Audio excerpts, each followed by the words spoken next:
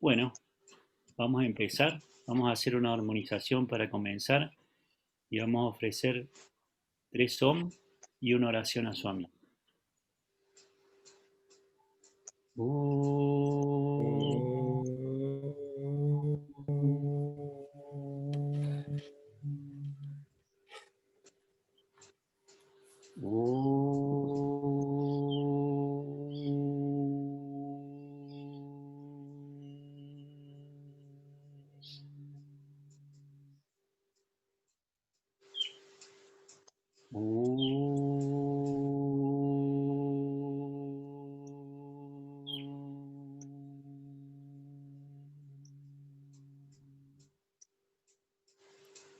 Oh Señor, toma nuestro amor y déjalo fluir en plenitud de devoción hacia ti. Toma nuestras mentes y nuestros pensamientos y déjalos estar en sintonía contigo. Toma nuestras almas y déjalas volverse unas contigo. Toma nuestras manos y déjalas trabajar incesantemente para ti. Toma nuestro todo y déjanos ser instrumentos para trabajar. Ofrecemos esta charla, Señor, a tus divinos pies, para que tu divina presencia sea quien hable a través de los oradores y sea el expectante a través de todas las personas presentes. Te damos las gracias por esta divina oportunidad. Om Sri Sai Ram. Bueno, muy buenas tardes a todos. Muchas gracias por estar presentes. Hoy tenemos la alegría de compartir la charla de nuestro hermano Raúl Aval, quien nos va a hablar acerca de 2 libros titulados Revelaciones de Sai Baba acerca de Jesús. Nuestro hermano Raúl conoció a Sai Baba en 1989, fue presidente del Centro Sai Baba de Mendoza, fue presidente de la región de Cuyo, escribió 4 libros, bueno, ha hecho trabajos y proyectos sobre educación. En 2016 creó un proyecto para No Cancani, que es un proyecto arquitectónico, digamos, donde va a haber características para que la gente se pueda alojar, salas de conferencia, lugar para los libros, bueno, toda una serie de cosas. En lo personal siento que somos muy bendecidos por tener esta oportunidad de en víspera de Navidad poder compartir todas estas experiencias sobre Jesús que nos contactan con el espíritu divino de las fiestas y que nos contactan con ese principio divino en el cual muchos de nosotros nos criamos alguna vez. Por ahí nuestros padres estaban más cercanos al cristianismo que a otras doctrinas y aprendimos a acercarnos a Dios en primer momento a través de Jesús. Entonces, bueno, espero que todos lo podamos disfrutar, que podamos sentir ese espíritu de familia, que podamos ser muy felices y compartir este espacio en ocasión de la Navidad, eh, en que Raúl nos va a hablar acerca de Sai y Jesucristo. Los voy a dejar ahora para que Albina les haga una introducción acerca de los textos y después vamos a escuchar a Raúl. Sairam. Un par de cositas más, perdón. Sí. El espacio del chat va a estar disponible para que hagan preguntas y en lo posible para que podamos enfocarnos en los oradores, los voy a invitar a que cierren las cámaras y los micrófonos, así no nos dispersamos y optimizamos todo el sistema del Zoom para la charla. Sairam. Saya. Om Sri Saya. Queridos hermanitos en Sai,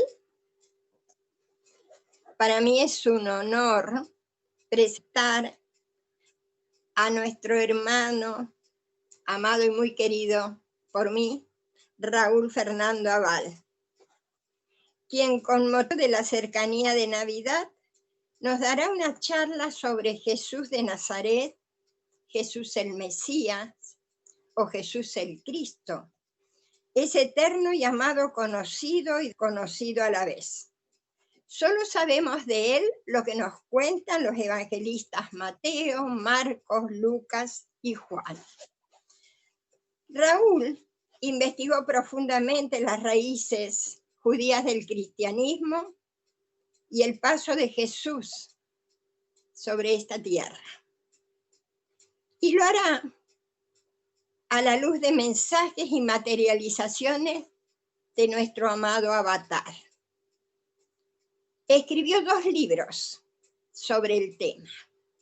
Revelaciones de Sai Baba sobre Jesús, 1 y 2.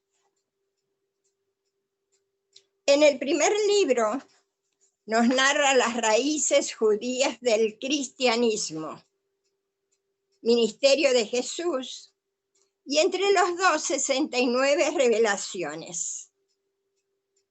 Todo basado en investigaciones y mensajes de Sri Satya Sai Baba sobre Jesús. Pero vamos a darle la palabra a Raúl para que nos cuente en detalle esta maravillosa experiencia de introducirnos en el mundo de Jesús según la palabra del avatar. Raúl Abad, te escuchamos con los oídos y el corazón. Y como decía Jesús, el que oiga. Sairán. Sairán, muchas gracias. Buenas tardes a todos, bienvenidos. Ofrezco esta charla a los divinos pies de Bhagavan Sri Satya Sai Baba y a los pies de Jesús. Agradezco a la organización Sai Baba y al Centro Sai Baba Florida que me han dado esta oportunidad para poder exponer este libro tan querido para mí. A Sebastián de Lelis, que ha hecho la presentación, a Diego Pereira, que ha trabajado en la difusión desde la organización, a Carolina, que mantuvimos un contacto muy directo desde hace meses para ir dando forma a esta charla. Toda la dedicación que puso Caro y su amor realmente son importantes para que esto salga bien. Después a Claudio Concordia, un profesor de música que nos encontramos en los círculos de estudio, y que, como siempre, yo vivo desarrollando utopías, ¿cierto? Y se me ocurrió la rara utopía de terminar estas 2 charlas con el Padre Nuestro en arameo antiguo.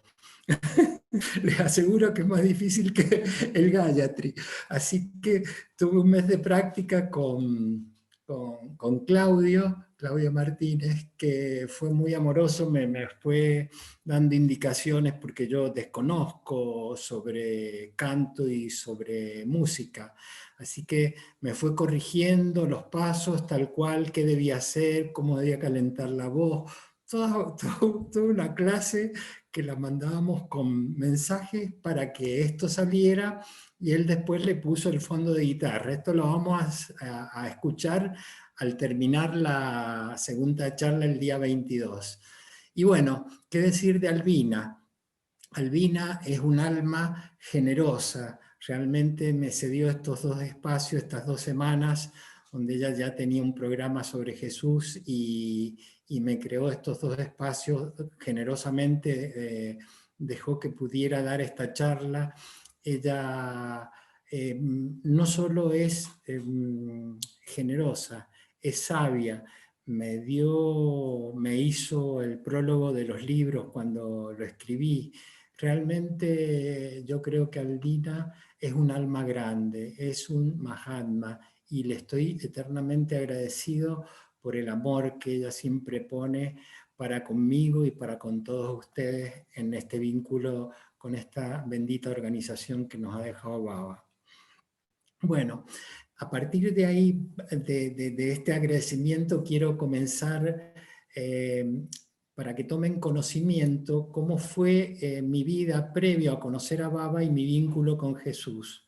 Desde los 19 años sentí internamente era un amor profundo que salía de mi corazón a Jesús, y yo no era practicante de la iglesia, la había abandonado casi de niño cuando empezaba la adolescencia.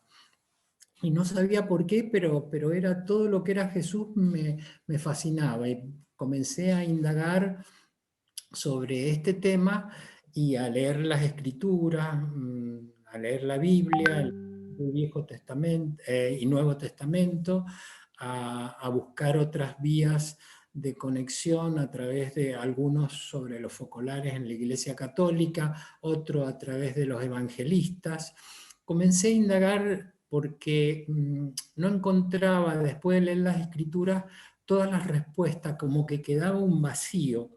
Y yo siempre decía, ¿cómo puede ser que Dios haya venido a la tierra, haya sido Jesús y haya venido hace 2000 años y después nosotros, ¿qué hacemos? No pasó nada más, no, es injusto. Así que bueno, con esta ansiedad de encontrar a Dios, seguí indagando hasta que en una época previa a conocer a Baba, llega a mis manos un libro llamado Caballos de Troya, de Benítez, un autor español. Verdaderamente cuando leí ese libro fue impactante porque es una novela que de una nave hacen un viaje en el tiempo y vuelven a 2000 años, entonces un hombre se baja desde su nave y baja para entrevistar a Jesús, ¿cierto? Y así lo hace. Pero más allá de cómo está armada la novela, el relato, cuando este hombre baja y comienza a tener diálogos con Jesús, donde comenta lo que Jesús le decía, caminaba por las calles y describía cómo era en las calles, cómo era la casa de José de Arimatea, cómo era todo, absolutamente todo lo que iba visualizando en ese recorrido en Jerusalén.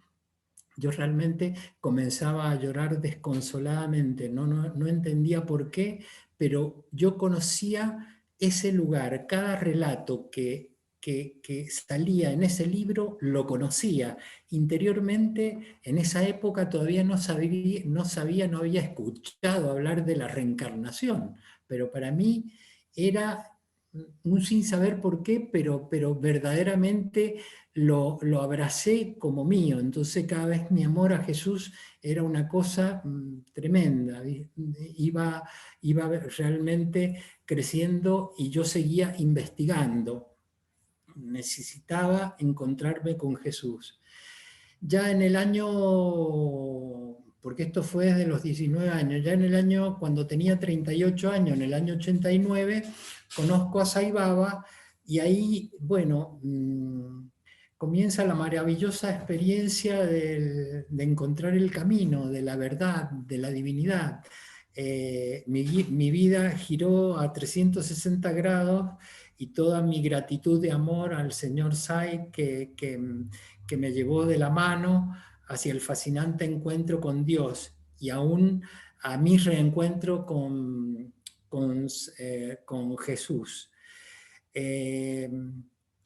Yo, a través de algunas cosas que comentó Sebastián, yo comencé un primer viaje en el 93, otro en el 97. En el 99 llevé un libro que había escrito que se llama Esperanza, que me lo firmó Swami, me materializó un anillo de Sai Baba de Shirdi y me firmó una foto de él para el centro, para un grupo que tenía de servicio donde fabricábamos alpargatas que después la distribuíamos en los centros de Argentina, en los centros SAI. Y concluido ese proyecto, surge en mí nuevamente otro proyecto y que estaba siempre relacionado con Jesús porque había comenzado a investigar los discursos de Navidad y sobre todo, y también los discursos de Pascua de Sai Baba, de libros antiguos y los más recientes, y comienzo el proyecto de escribir revelaciones de Sai Baba sobre Jesús y se lo llevo a Swami en 2004. Cuando llego a Wayfield en 2004 me entero que Swami había tenido un accidente y solo salía a dar el darshan de los 10 días que estuve, la mitad, y de ese darshan que él daba, o sea, era el darshan porque salía su presencia, pero quedaba en el escenario tapado con una manta y apenas se le veía la cara. Así que bueno, después de esa experiencia, me volví con el libro y bueno, el proyecto estaba abierto porque Baba seguía dando discursos de Navidad y comentando historias sobre Jesús. Así que el libro se fue agrandando y tomando más cuerpo, y en 2008 viajé nuevamente. Ya el libro se había agrandado bastante, entonces lo dividí en Revelaciones Sai Baba 1 y 2. En el primero, poné de nuevo la imagen, Sebastián, en el primero, en la foto 1, en el primero yo relato, como comentó Albina, los discursos directos de Sai Baba, dado en las Navidades y en las Pascuas, y en el segundo libro son los relatos que los devotos tuvieron experiencias directas con Sai Baba sobre Jesús. Como anticipaba Albina, en este primer libro hablo sobre los 200 primeros años de judíos cristianos, y en la última parte, que no lo toco, pero también se agregó, desarrollé el tema del ecumenismo para finalizar el libro como el ejemplo de ecumenismo más grande que he conocido en la historia, que es el ecumenismo que tiene Sai Baba para con la humanidad. Entonces ahí aparece estas Revelaciones 1 y Revelaciones 2. Vamos a la segunda foto, Sebastián. Acá nosotros tenemos la experiencia de... Esta es una foto de Jesús, materializada en la década del 70. Y como digo bien, hay algunos que no lo saben, hasta devotos, que no lo saben, que es una foto de Jesús, o sea, no es un cuadro de Jesús. ¿Esto qué quiere decir? Baba tiene 3 poderes marcados y que él lo manifestó, que es omnisciencia, omnipotencia y omnipresencia. Él todo lo puede, él todo lo sabe, y él está en todos lados. Por consiguiente, sucede la siguiente situación. Una señora, una pareja de ingleses, va al Ashram en la década del 70 y se estaban yendo, y en esa época uno tenía mucho acceso a Baba, y él los recibió para saludarlos antes de que tomaran viaje. Esta señora, cuando se encuentra con Baba, le dice: Baba, yo realmente no soy cristiana y devota tuya, pero vine porque mi marido me pidió, pero yo realmente al estar estos días acá he quedado asombrado de tu bondad, de tu sapiencia, de tu sabiduría, de tu amor, de tu servicio. Realmente estoy conmovida, y como me he dado cuenta que tú todo lo sabes, yo como cristiana quería que me comentaras cómo era Jesús. Entonces Baba le dijo: bueno, te voy a comentar cómo es Jesús. Y en ese momento siente que en la cartera llevaba una cámara, ya era la época donde existían los rollos fotográficos, los rollos de 36 fotos, siente como que se le hubiera descargado el rollo de la cámara de fotos, pero la mujer no dijo nada, y él le dijo: ya te voy a mantener en tema. La cuestión es que salen de la sala de despedida y le comenta al marido: ¿escuchaste el ruido? ¿Viste qué pasó? Sí. Bueno, revisan la cámara y se había disparado la cámara en sus 36 fotos. La cuestión es que ahí nomás tomaron el taxi, fueron a Bangalore para luego regresar a Londres, y al otro día que llegan a Londres hacen revelar el rollo de fotos. El rollo de fotos tenía 36 fotos de esta cara que ustedes ven ahora, que es la única cara vista así de frente de Jesús, la verdadera cara de Jesús. Entonces, esta mujer apenas la vio, dijo: este es Jesús. Pero claro, a nadie se le va a ocurrir que haya una foto de Jesús que vivió hace 2000 años, ¿cierto? Todos conocemos cómo los artistas interpretaron cómo era la imagen de Jesús a través de los evangelios, etc. La cuestión es que esta mujer a los 3 meses viaja nuevamente al Ashram y le dice a Baba que lo que había sucedido, la foto y lo que era Jesús, que para ella era Jesús, que le decía al respecto. Y Y Baba le contesta muy tranquilo que sí, que verdaderamente esa es la foto de Jesús. Ella quería conocer a Jesús y yo te he dado a conocer a Jesús. Esa es la cara de Jesús cuando tenía 29 años previo a iniciar su misión. O sea, pongámonos en una etapa como la que estamos, tridimensional. Baba con su poder, con su omnipotencia, con su omnisciencia, con su omnipresencia, se traslada en un segundo, 2000 años atrás, está con Jesús, le saca una foto y la trae en cuestión de 2 o 3 segundos. Eso es Baba.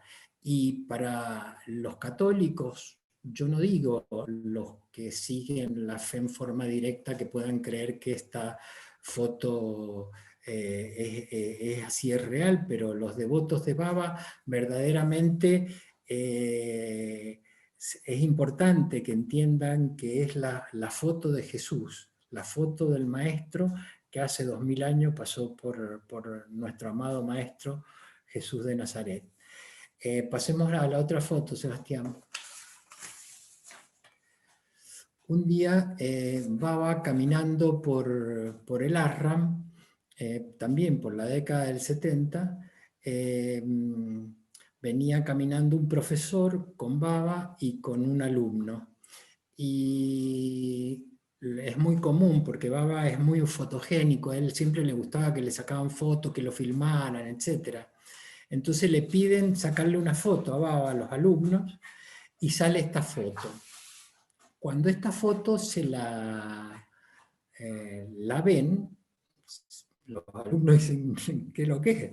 Y vieron la foto del medio que parecía Jesús, ¿cierto? Pero bueno, fueron a hablar con Baba y le preguntaron que había salido esa foto en la foto que le sacaron a ellos cuando estaba con el profesor y el alumno. Y Baba le dijo, bueno, yo les quería mostrar quiénes eran. El de la izquierda, que es con barba y un poco pelado, es Pedro. El del medio, que por supuesto él era más bajito, que no se ve así en la foto, es Jesús. Y el de la derecha es Juan, el pequeño Juan, el evangelista, el amado de Jesús.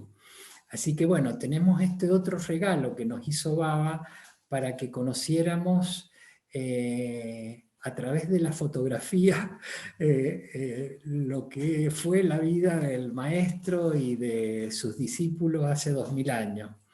Así que bueno, ahora seguimos, Sebastián, con voy a desarrollar un pequeño detalle sobre 200 años judíos cristianos. Y voy a comentar, podés sacar la foto y seguimos hablando. En estos 200 años cristianos lo realicé una investigación sobre un libro que se llama Las raíces judías del cristianismo de Mario Saban. Y menciono 3 o 4 nombres para que entendamos, porque nosotros estamos con Jesús, Pedro, Juan, Tomás, en castellano, ¿cierto? Y después los conocemos en inglés, pero la realidad era que Jesús se llamaba Yeshu, Isha o Isa. Ese era el nombre, son las 3 versiones de los nombres de Jesús. Pedro se llamaba Simón Bar Jonás. Mateo se llamaba Levín ben Alfeo. Yohanan ben Zabadías o San Juan el Evangelista. Miriam de Magdalena o Santa Magdalena. Doy estos nombres para no dar tantos, para entender cómo eran llamados, cómo se pronunciaban sus nombres en esas oportunidades. Y bueno, Saban nos relata a través de una investigación muy interesante que después de crucificado Jesús, al salir al resucitar, lo recibe María Magdalena y algunos de los apóstoles, y después tienen las reuniones que ya son conocidas con ellos. Luego, a partir del año 34, a Jesús lo deja ahí, pero entra a hacer un análisis cómo sigue el grupo de los apóstoles en toda esta historia. En el año 34, el grupo de judíos nazarenos, que así lo llamaban, eran 120 miembros. En el año 35, Pedro realiza un discurso proclamando el carácter mesiánico de Jesús de Nazaret, y ya son 3.000 los judíos que ingresan al grupo judeo-nazareno.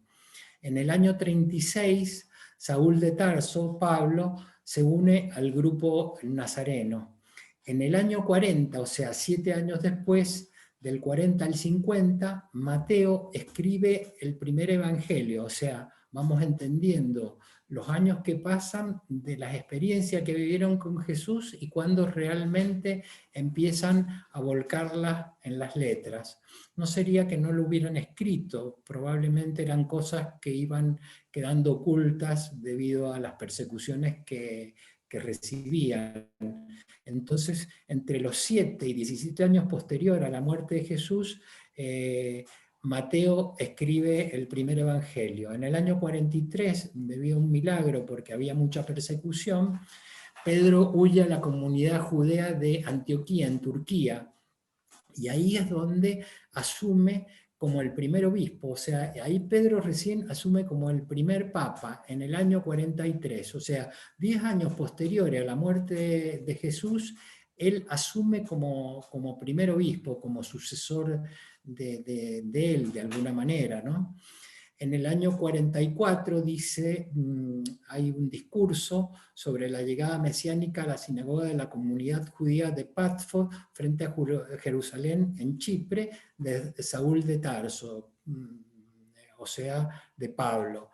En el año 49 se hace un concilio de Jerusalén y Pedro, junto a judeos hebionistas, que son los pobres, que no reconocían a Pablo, apoya la entrada de los gentiles al grupo de la conversión del judaísmo, mientras Saúl de Tarso y los judíos levitas Chipiorota, San Bernabé apoyan la entrada de los gentiles sin el ritualismo judío. El agente enviado judío Santiago, el menor, decide de manera ecuánime la entrada de los gentiles, o sea, los no judíos o personas paganas.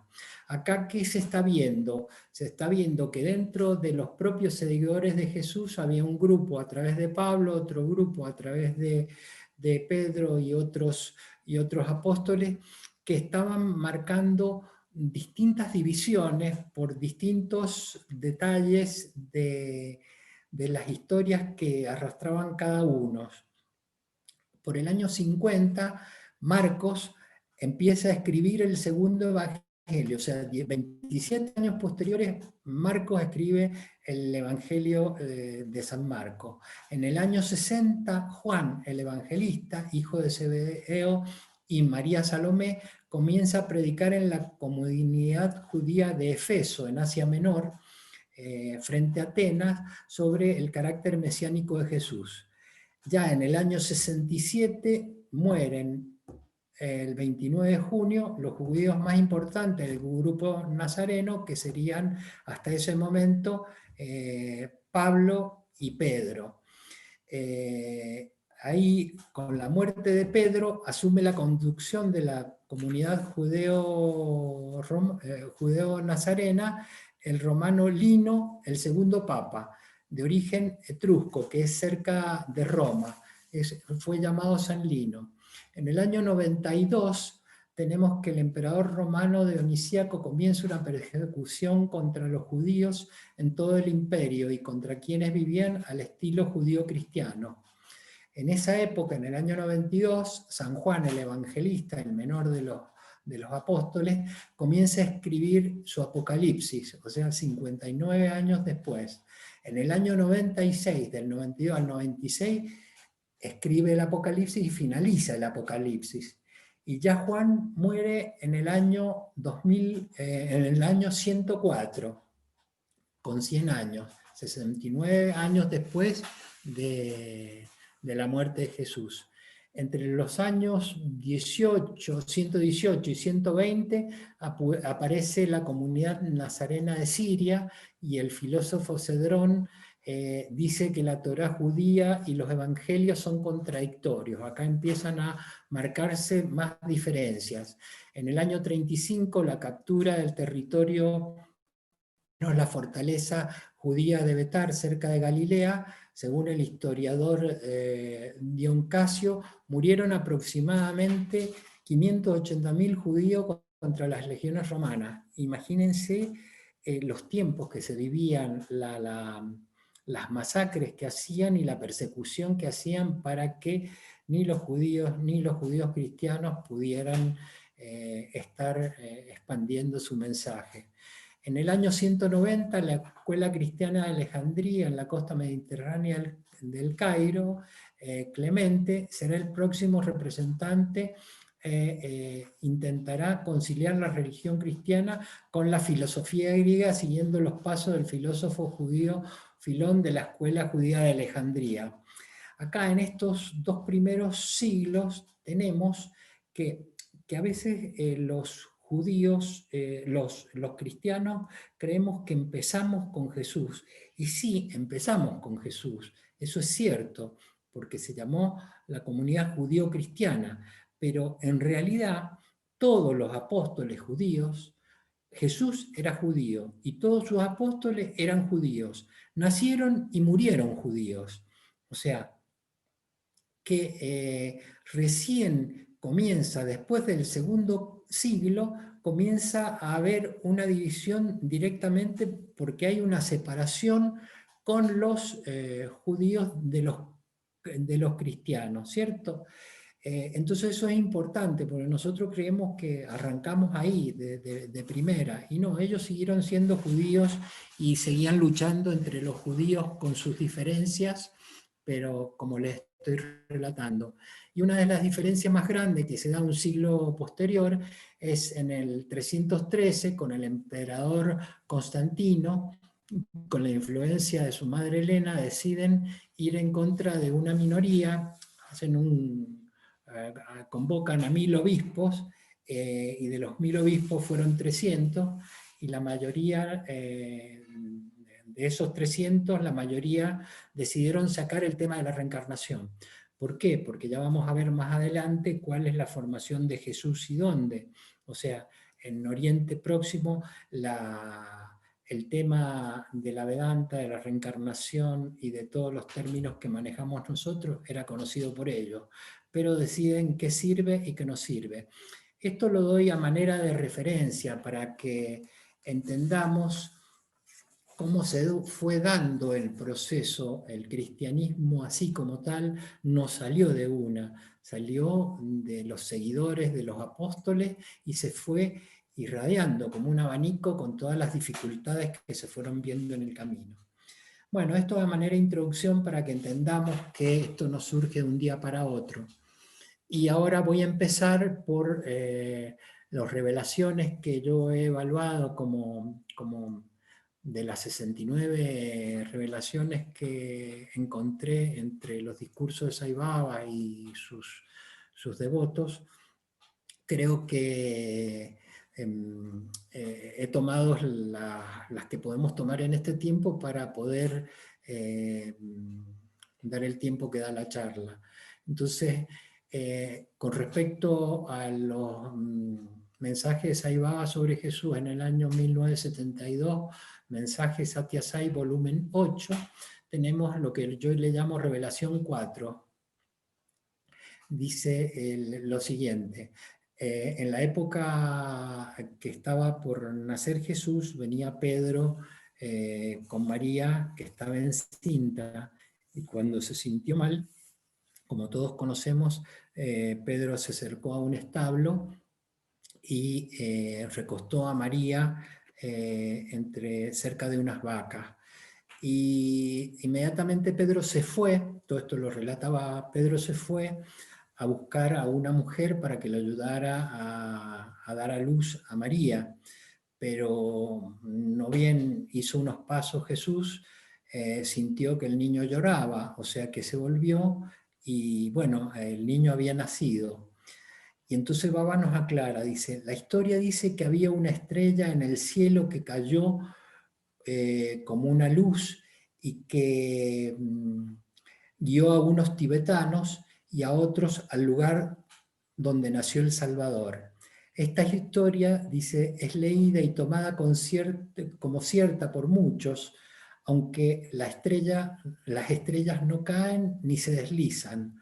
Lo que la historia significa de esto es lo siguiente: había una enorme aura de resplandor que iluminaba el cielo por encima de la aldea donde nació Cristo.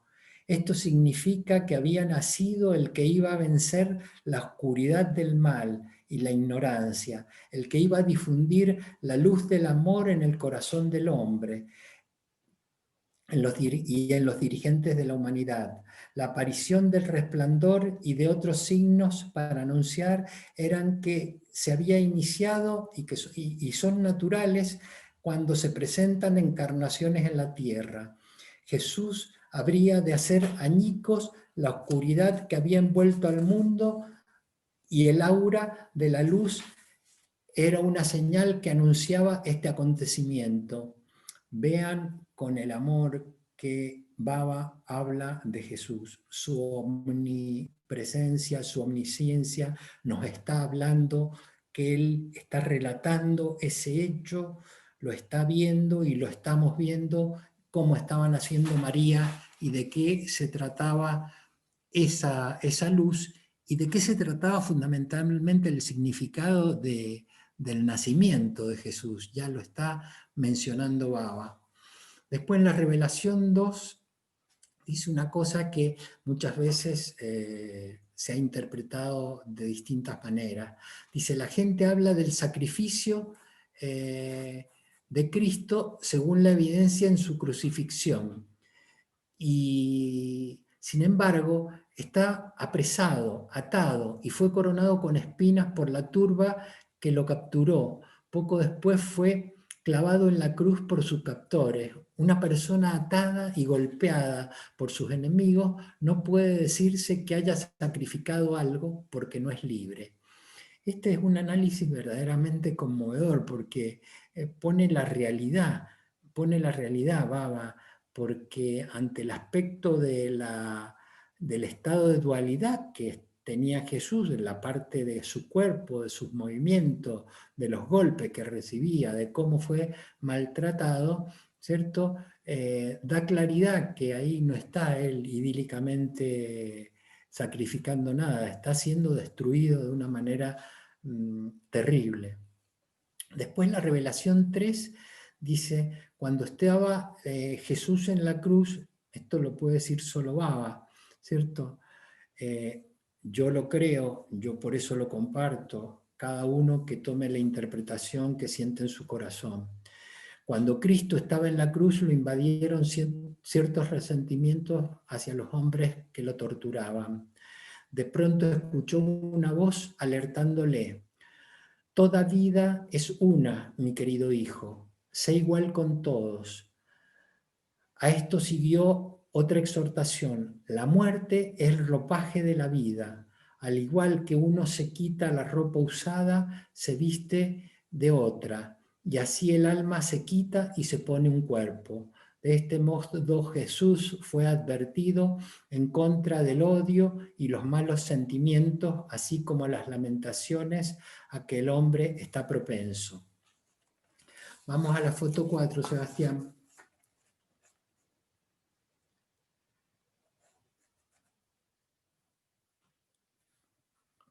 No, la 4. Exacto. Esta es la revelación número 5. La declaración ha sido, nos dice Saibaba, que la declaración ha sido manipulada y enredada hasta formar un acertijo a pesar de ser tan sencilla. Aquel que me envió entre ustedes volverá. Esto diciendo, apuntando a lo que dijo Jesús. Y apuntaba a un cordero. El cordero es el símbolo del signo del amor y representa la voz de Baba. Era el anuncio del advenimiento de Baba. Su nombre será verdad, así lo mencionó, y declaró Cristo. y Satya significa verdad. Él llevará una túnica roja, como vemos en la foto, en ese momento que estaba dando el discurso Baba. Rojo color sangre, y Baba señaló entonces la túnica. Él será de baja estatura y tendrá una corona, y se señaló el pelo, ¿cierto? Cristo no declaró cómo volvería, sino dijo, aquel que me envió volverá. Bueno, después más adelante en la segunda charla vamos a hacer más extenso este tema sobre el Apocalipsis de Juan, es muy interesante. Pero como él da distintos discursos, muchas veces hay cosas que las repite, otras unas más sintéticas, unas más extensas. Ahora vamos a la revelación 7. Sebastián, dejamos, o sea, va sin foto. No, vamos... dice, todavía esa foto no, la revelación 7 dice, Jesús fue un maestro que nació con el propósito de restablecer el amor, la caridad y la compasión en el corazón del hombre. No tenía ningún apego al yo, nunca le prestó atención a la tristeza y al dolor, a la alegría o a la ganancia. Tenía un corazón que respondía al llamado de la angustia. Anduvo por la tierra predicando la lección del amor. Su vida fue una ofrenda de elevación a la humanidad. Acá tenemos cómo Baba habla de Jesús. Baba nos está hablando, las palabras de Baba sobre Jesús son de tal amor, de tal envergadura, que verdaderamente es importante que tengamos en cuenta cómo lo va definiendo él. Ahora sí, Sebastián, la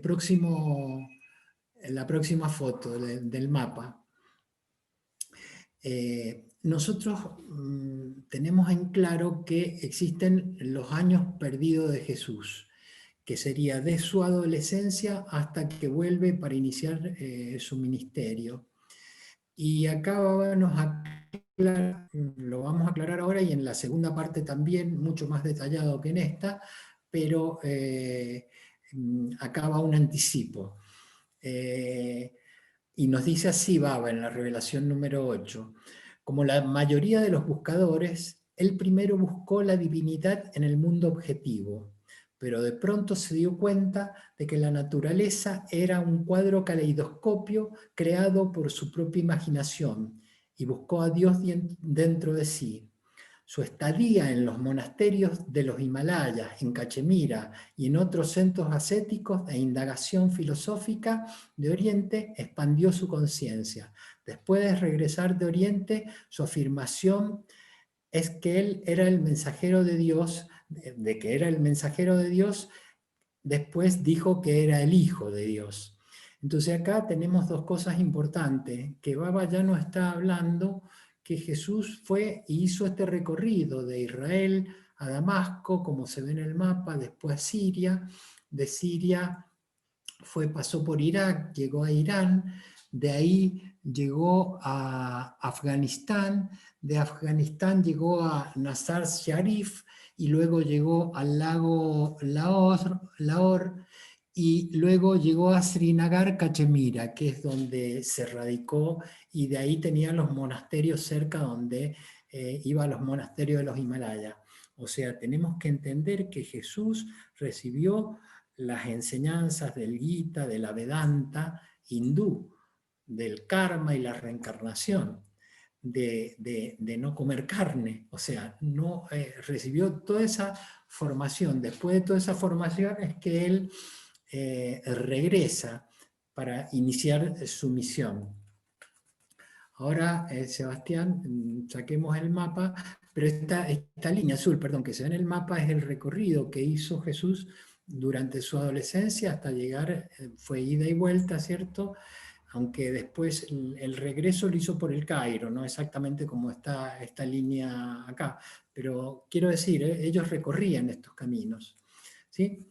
Después, ahora saca el mapa, Sebastián, ahora viene la revelación, no, todavía no, ahora viene la revelación, deja con la imagen mía nada más, viene la revelación número 11, Y era sobre el tema de la última cena.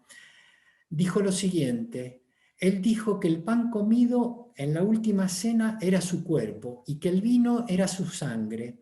Él quiso decir que todos los seres vivos con cuerpo y con sangre debían ser tratados del mismo modo y que no se hiriera a ninguna distinción y que no se hiciera ninguna distinción entre amigo o enemigo, entre nosotros y ellos. Todos son su cuerpo sostenido por el pan y cada gota de sangre fluye de las venas de todo ser humano es suya, animada por la fuerza del vino que él infunde. Esto quiere decir que el hombre es divino y que tiene que ser venerado como tal. Después, o sea, es una interpretación sobre la última cena, sobre el pan y el vino que es para mí reveladora, que uno se da cuenta que jamás he escuchado esto si no es a través de Baba, ¿no? En la revelación número 13 dice así: Jesús tuvo 12, esto es conocido, pero bueno, él le da un toque así de distinción en cuanto a algún detalle más al relato. Jesús tuvo 12 discípulos, de los cuales la mayoría tuvieron fe en él y vivieron de acuerdo a sus enseñanzas, pero Judas se dio a la codicia, traicionó a su maestro por 30 monedas, no tuvo la alegría en la vida después de este acto. Su mente le negó la paz y tuvo que buscar refugio en el suicidio. Él está hablando exactamente el estado en que estaba Judas, lo que sentía Judas y por qué decidió suicidarse. Digamos, todos lo sabemos, todo esto de las monedas y el suicidio, pero no en detalle así como Baba nos está revelando. Ahora viene la revelación número 20. Este viene de los libros de mensajes Satya Sai, volumen 11, del año 94. Dice así: ustedes deben haber oído hablar de la vida de San Pablo. En un principio era totalmente en contra de Jesús y siempre lo criticaba. Un día Jesús le apareció en sus sueños y le dijo: Saulo, ¿no eres tú un ser humano? Está bien que me insultes a quien no te ha causado daño, que no tiene malos pensamientos hacia ti y que no te ha guiado a caminos equivocados. ¿Qué daño te he hecho yo? ¿Por qué me insultas? Esto es totalmente insensato. De esta manera es denigrante, te denigras a ti mismo. Cuidado, cuidado, le dijo. Después de pronunciar esta advertencia, Jesús desapareció. Al despertar en la mañana, Pablo lamentó el haberse comportado en contra de la naturaleza humana, insultando y condenando a su prójimo, y sintió que Jesús había hecho muchas cosas buenas. Era alguien que no podía soportar ver el sufrimiento de los demás y derramaba amor para todos. Pablo se dio cuenta de que él era un pecado hablar mal de las personas. Así, desde ese día se convirtió en devoto de Jesús y es lo que ahora conocemos por San Pablo. Ahora en la revelación que sigue, la 24, vamos a hablar sobre el ministerio de Jesús. Y dice así: Jesús había aprendido las lecciones de su madre y desarrollado su fe espiritual. Después de que regresó de Jerusalén, sintió que el servicio a sus padres era su deber supremo, porque le habían dado todos ellos. Con este espíritu acostumbraba a ayudar a su padre en el trabajo de carpintería. José murió cuando Jesús tenía 30 años. Él le pidió permiso a su madre para dedicarse al servicio de los necesitados y desvalidos. Después de dejar su hogar, Jesús se bautizó con Juan y luego, durante 40 días, realizó severas austeridades sin comer ni beber. En un principio, él se consideró como un mensajero de Dios. Después de las penitencias que llevó a cabo, comprendió que él era hijo de Dios. Empezó su misión con un grupo de pescadores como sus primeros discípulos. Les enseñó que primero debía buscar el reino de los cielos y que para entrar en el reino de los cielos tendrían que cultivar un corazón amoroso. Entonces sus corazones se volverían el reino de los cielos. Jesús declaró más adelante, mi Padre y yo somos uno. Es bonito, ¿no? Después viene una revelación, la número 25. Dice, esto es muy importante. Hoy celebramos el nacimiento de Cristo. Se dice que Jesús nació en un pesebre. 3 reyes fueron guiados por una estrella en el lugar del nacimiento, como ya se mencionó, que se ha dicho. De hecho, no eran reyes, sino que eran 3 pastores. Uno de ellos, viendo al niño, comentó, este niño será amante de Dios. El segundo dijo, no, Dios lo amará a él. Y el tercero dijo, en verdad, él es Dios mismo. El verdadero significado de estas 3 afirmaciones, nos dice Baba, es amar a Dios es ser su mensajero. Ser amado por Dios significa ser su hijo. Y la afirmación final equivale a ser uno con Dios. Como Jesús dijo, yo y mi Padre somos uno. De esta manera, todas las personas son mensajeros de Dios. Esto significa que todos deben divinizarse. Vamos a la siguiente foto, Sebastián. La de Baba con la Biblia. Esto corresponde al discurso de Navidad de 1996. Y ahora lo voy a relatar con más detalle.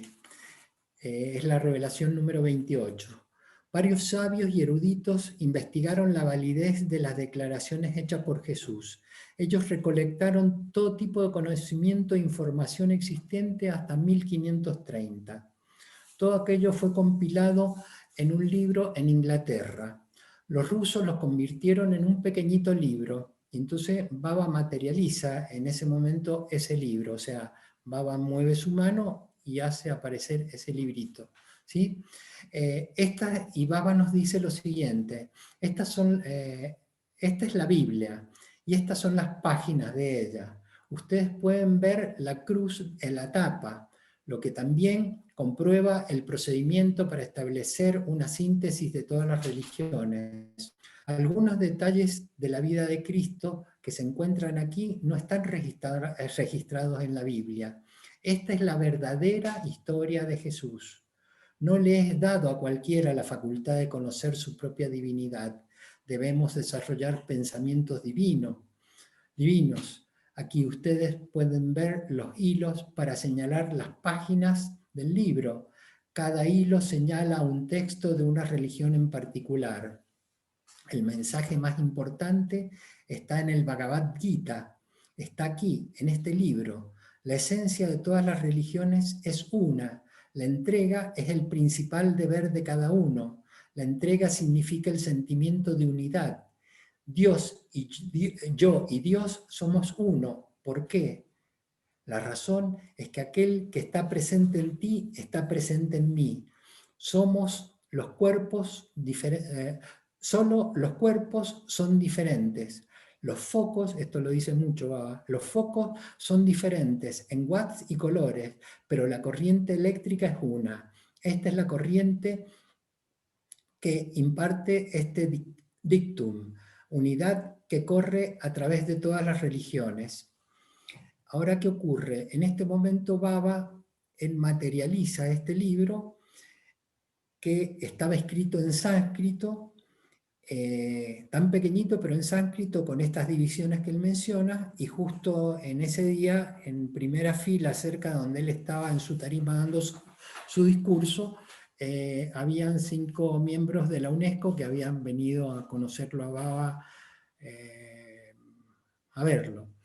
Y resulta que Baba se los pasa el librito a ellos y lo miran, y claro, al abrirlo ven un libro tan chiquitito y que está escrito en sánscrito, no entendían nada. Entonces Baba se los pidió, lo tomó en la mano, movió la mano así y lo desapareció nuevamente. Y entonces dijo, he tenido que volver el libro a su lugar porque si no van a reprender a los custodios porque haya desaparecido el mismo. Este es un libro que está en un monasterio en el Mar Muerto. O sea, fíjense el detalle, él en ese instante, mientras el discurso crea el libro, lo trae del monasterio del Mar Muerto, lo muestra, lo enseña, lo abre, dice la historia, lo devuelve y lo instala de nuevo en la biblioteca del monasterio. Esa es su omnipresencia, su omnipotencia, su omnisciencia. Y estas revelaciones que son importantes, que aseguran más esto del camino de Jesús, ¿cierto? Del camino de Jesús que se formó antes de venir a realizar su misión en los monasterios y en los centros ascéticos de los Himalayas, en Cachemira.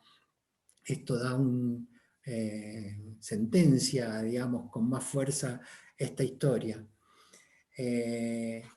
Además, Baba tiene esas cosas, ¿no? Que él cuando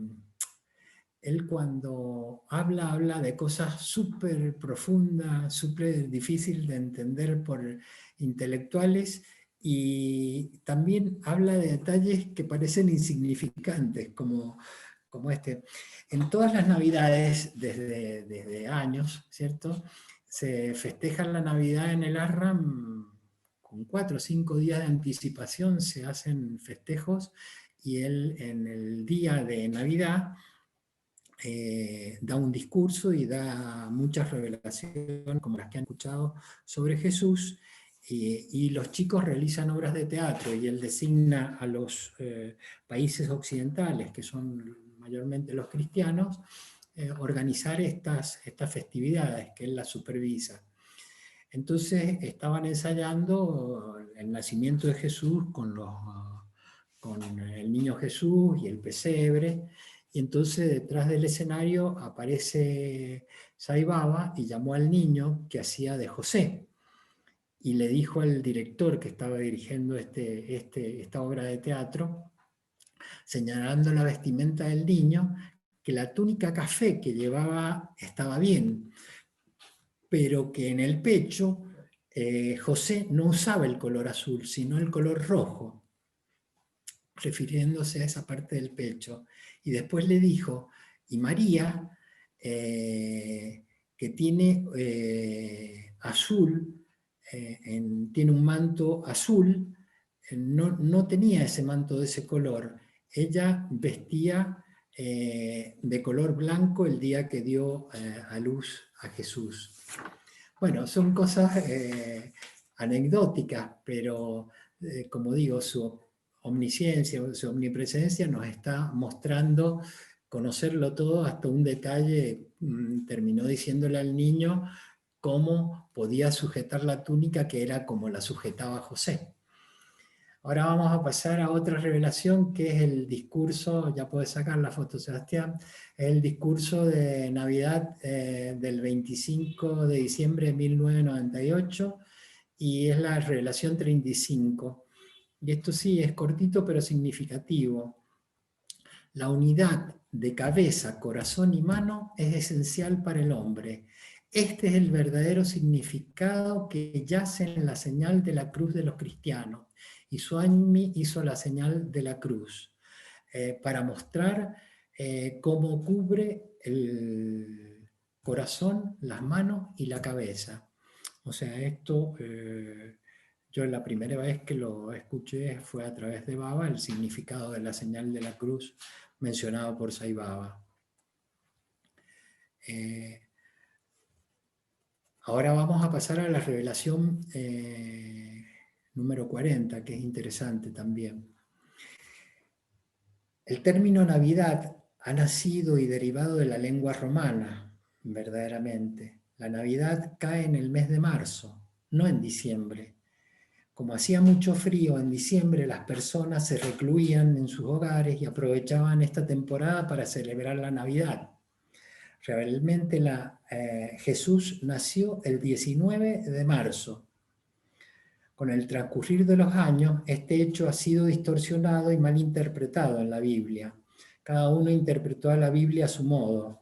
Algunos escribieron que Jesús nunca nació, otros que aseguran que Jesús fue crucificado, el que fue crucificado fue su hermano, que no era Jesús, y que otros dijeron que él estaba en Japón. Dice, todo eso es imaginación, Jesús es verdad. Y para aclarar esto del 19 de marzo, quiero mencionarles que de la cronología que viene a través de los evangelios, nosotros no podemos deducir que Jesús nació el 25 de diciembre. Primero porque ya les comenté cómo se escribieron los evangelios, con las dificultades y sin llevar un calendario. Y el calendario que regía en ese momento era el calendario juliano. Recién se establece oficialmente la Navidad como el 25 de diciembre en el año 1578, cuando se empiezan a hacer investigaciones y se cambia el calendario juliano por el gregoriano. O sea, que transcurrieron más de 1500 años para decir que la Navidad es el día 25. No importa, lo importante es que la festejemos el día 25, pero lo que está haciendo Baba es que nos demos cuenta cuál fue realmente el día que nació Jesús relacionado con el calendario que tenemos. Y está bien que sigamos festejando la Navidad así, en esta fecha. No hay por qué cambiarla, pero no hay por qué ignorar la verdad, ¿cierto? Y por último, la última revelación que voy a mencionar es la revelación número 42, que es del discurso de Sai Baba en Brindavan del 25 de diciembre del año 2000. Debido a que Jesús soportó todas dificultades con fortaleza, Él es adorado y alabado hasta el día de hoy, así nos mencionaba Baba. Una vez, dice, un joven discípulo le preguntó a Jesús, «Oh Señor, cuando se me presentan dificultades, ¿cómo las resuelvo?» Jesús le contestó, «Oh iluso, no busques soluciones a tus problemas. Ama a Dios, quien está dentro de tu corazón. Aún más, ama a aquellos que te odian, porque Dios está en ellos también. ¿Cómo podrías sufrir si amas a todos? Tu corazón estará lleno de felicidad cuando ames a todos». Bueno, este es un mensaje que lo estaba dando Jesús y que es muy actual y que lo da Sai Baba. Bueno, aquí yo termino las revelaciones de Sai Baba sobre Jesús y ahora, Sebastián, voy a hablar de dos relatos, andamos bien de tiempo, donde hice una meditación en el Ashram en el año 83 y un sueño con el anillo que ya les voy a mostrar. Voy a contar estas dos historias que me vinculan con Jesús, después en las otras charlas habrán otros detalles más así interesantes, cuestiones personales que me pasaron. Resulta que en el año 1993 es mi primer viaje que conozco a Sai Baba, y ya para esa época tenía dificultades con mi nervio ciático y con sentarme en esa dificultad como en la posición de loto como hacen los hindúes con tanta facilidad. Para mí era un sufrimiento tremendo estar en el ashram sentado, por más que me ponía colchonetas y qué sé yo, y sufría tremendamente y me costaba mucho hasta las esperas de Baba. Y hablando con el grupo que viajamos de acá de Argentina, que nos hicimos amigos, me dice una amiga, ¿vos sabés que hay una señora en La Rioja que hace meditar, guía meditaciones muy muy bien, y realmente yo tuve la experiencia con ella? ¿No te interesaría, no te interesaría hablar con ella a ver si te puede hacer meditar? Bueno, yo todas estas cosas las enfrento, no dije que no, y bueno, esta señora me llevó a un lugar en el ashram, para los que lo conocen y para los que no les explico. En el ashram se empezaron a hacer monoblocks de 3 pisos, donde los primeros fueron hechos para los hindúes, y y después fueron tomando otras formas, pero hay montones de bloques que uno hace una cuadra y tiene a un lado y a otro una calle con arboledas muy grandes, porque las temperaturas son muy altas, 42, 45 grados.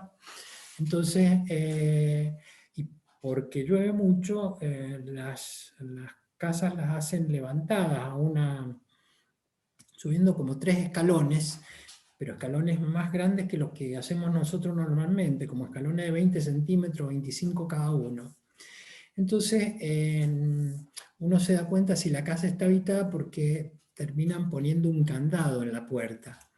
Entonces, había poca gente hindú en esa cuadra, estaban casi todas las casas cerradas. Entonces la mujer me dijo, bueno, sentémonos acá, sabiendo que yo no me podía sentar en posición de loto, me sentaba como que quien se sienta en un asiento. Ella se puso en la parte más alta, pegada a la puerta, y yo en los escalones más bajos, apoyando mis piernas a 90 grados.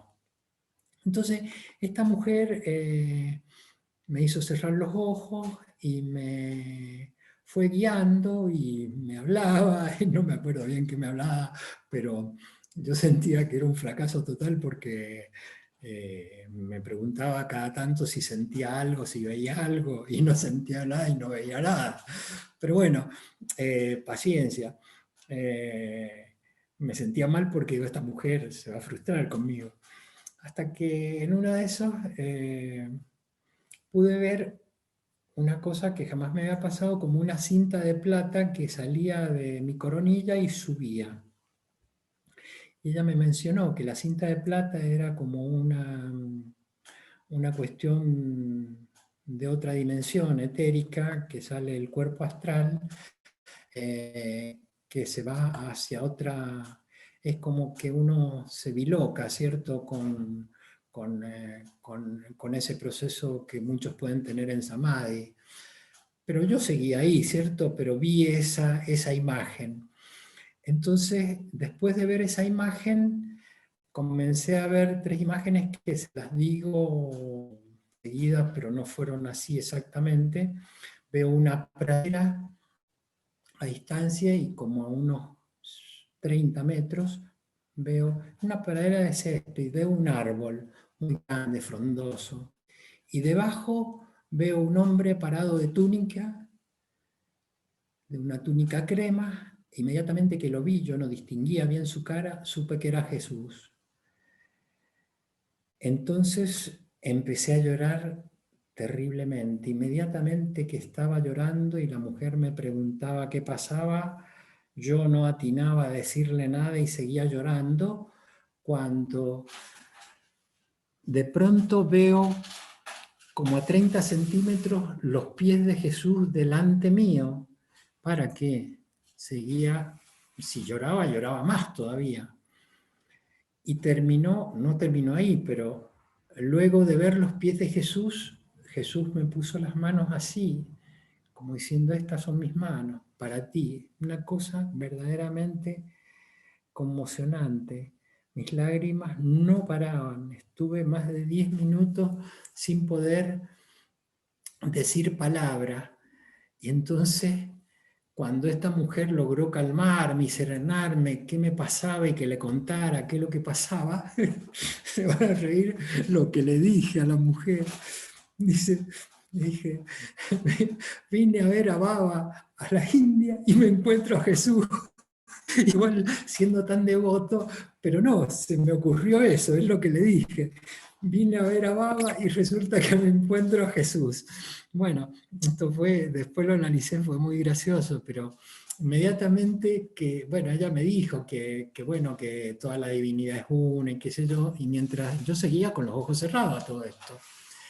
Y en ese momento que termino de decir esa frase, veo que Baba está sentado y en posición de loto, y que viene Jesús y se va metiendo en su pecho y queda en su pecho, y él lo abraza así y uno ve la cara de Jesús abrazado por Baba, y él me mira y se ríe, como diciendo, ¿no te das cuenta que somos uno?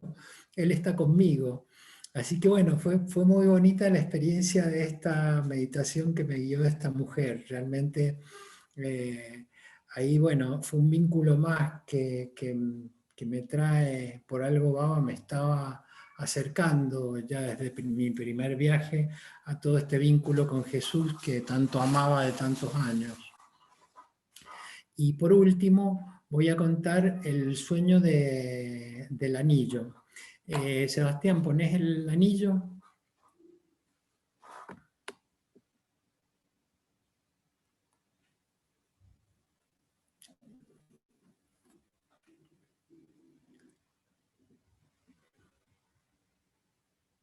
No sé, se ve un poco ensanchado, es al revés.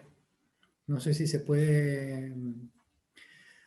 Bueno, este anillo que me materializó Baba es un poquito más alargadito en el otro sentido, ¿cierto? Pero bueno, no importa, conceptualmente es para entender lo que pasó. Eh, eh, Tengo un sueño un día, 2000 y algo, no recuerdo bien exactamente.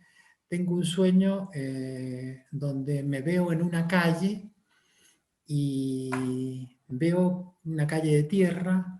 Del lado derecho mío había un lago, y del lado izquierdo habían árboles, y detrás mío, a unos 30 metros, 20 metros, había como una iglesia en ruina, una construcción alta en ruina, sin techo. Y veo que viene un cura caminando. Cuando viene el cura caminando y se acerca a mí, le pregunto que quién es.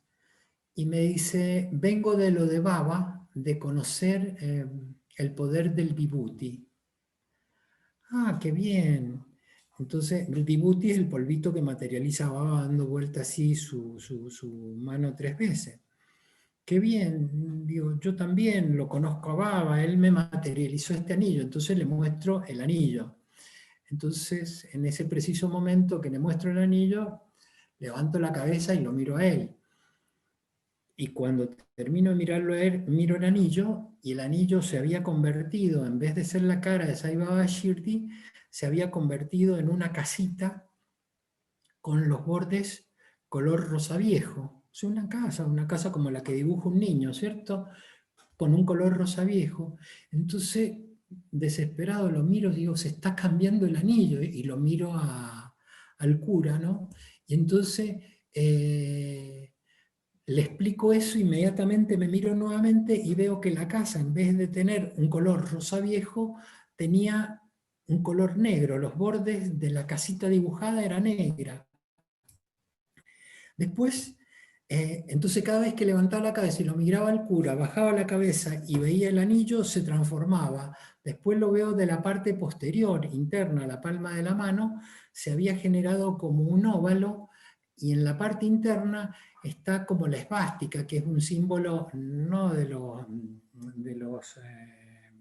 nazis, sino un símbolo que de la perfección de hace más de 7000 años, que está registrado en la India. Es un símbolo muy auspicioso. Por toda la India está grabado por todos lados este símbolo. Nuevamente miro al cura y le digo, de nuevo se cambió. Entonces, nuevamente miro el anillo y se había convertido en un anillo finito, como de mujer, de esos bien chiquitito, con una piedrita muy chiquitita, y de la parte interna al dedo le colgaba un dije, que era una cadenita de plata con una cruz de plata. Uy, digo, se me va a perder el anillo, se me está desapareciendo cada vez más chico. Y aunque veía que era la cruz de plata, inmediatamente lo miro al cura y trato de mirar, y ya no vi más al cura, no vi más al anillo, y me salió, como quien está a la distancia que yo tengo la computadora, me salió la cara de María mirándome seria, con unos ojos que me atravesaron el alma. María, me miraba María. Baba hizo que María me viera, me miró con una profundidad y con un amor que fue conmovedor.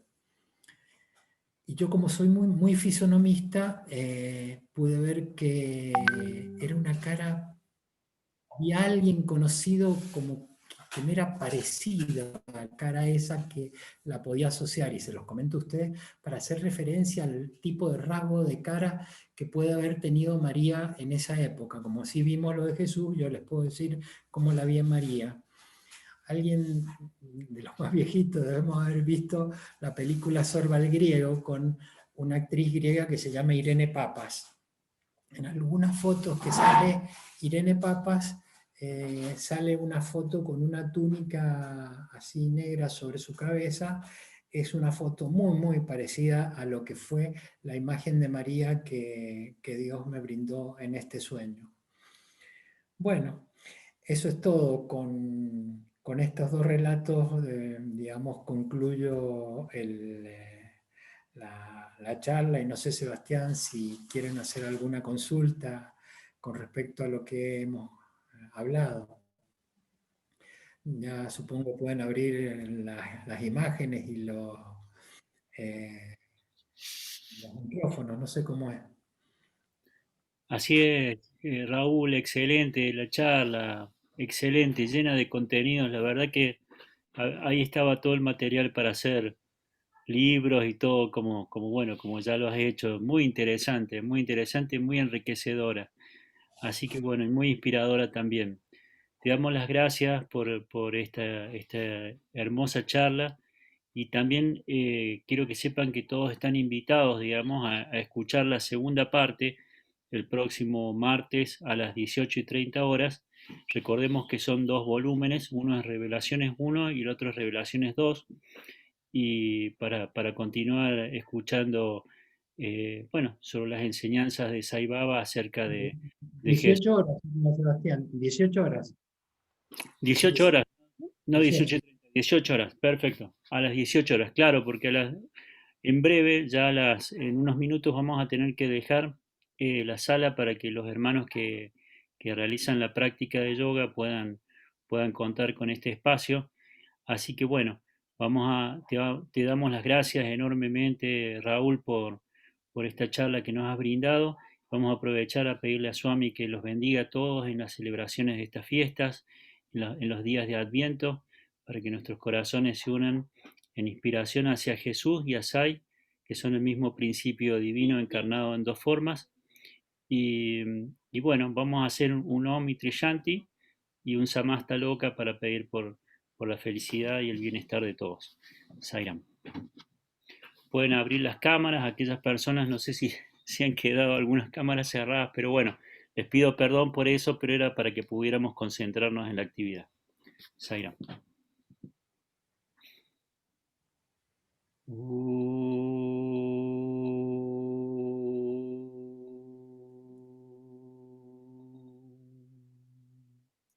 Samastaloka Sukino Bhavantu. Samastaloka Sukino Bhavantu. Samastaloka Sukino Bhavantu.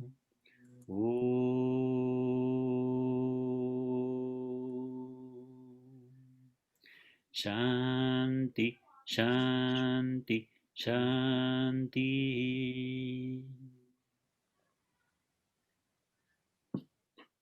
Sairam. Sairam.